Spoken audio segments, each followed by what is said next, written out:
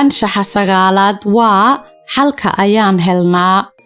bar ilmahaaga sida loo xaliyo mushkiladihiisa ama wixii dhibaato ah ee nolosha ka hor keento. waxaad bartaa inuu ka hadlo aanu qarsan arrimaha walwalka ku dhaliya caafimaadkiisa maskaxeed.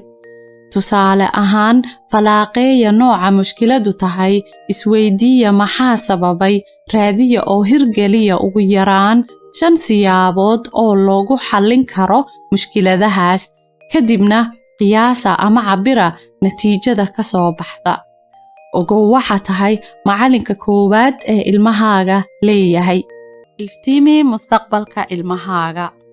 waxaad ku iftiimisaa baridda anshaxa wanaagsan ee diinteena iyo dhaqankeenaba, si aad uga dhisto caqliga oo aad u koriso dadnimadiisa iyo damiirkiisaba.